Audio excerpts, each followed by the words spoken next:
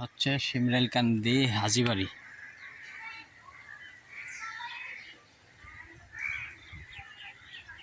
শিমরেলকান্দি হাজীবাড়ি মসজিদ।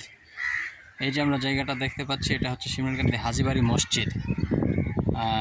রেল লাইনের পূর্ব পাশে এই যে রেল লাইনটা এসছে, রেলগেট থেকে সামনে রেল স্টেশন, আর এইদিকে হচ্ছে কুরুলিয়া খাল, এটা হচ্ছে কলেজপাড়া।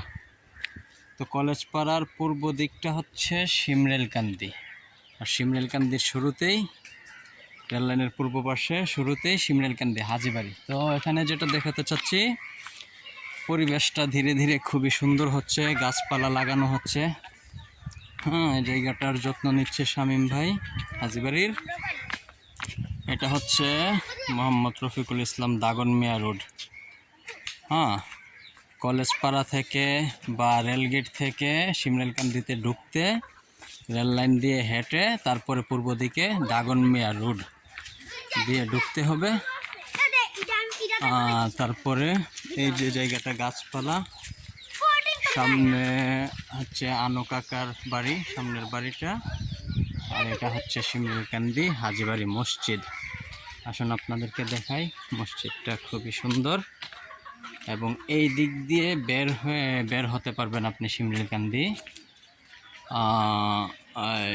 গাঁওগ্রাম যেতে পারবেন। এই যে আমাদের হাজীবাড়ি মসজিদের অজুখানা, এই যে হাজীবাড়ি মসজিদ, মরহুম হাজী মঞ্জুর আলী হাজীবাড়ি জামে মসজিদ। হচ্ছে আমাদের হাজীবাড়ি জামে মসজিদ।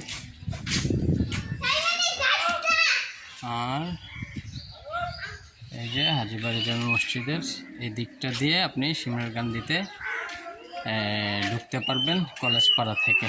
এদিকে ঢুকে আমাদের সামনে আছে শিমরেলকান্দি জেসি আইসক্রিম ফ্যাক্টরি, তারপরে আছে হাজীবাড়ি বুক ক্যাফে, ওই দিক দিয়ে তারপরে শিমরেলকান্দি বড় মসজিদ, এরপরে শিমরেলকান্দি গাঁওগ্রাম।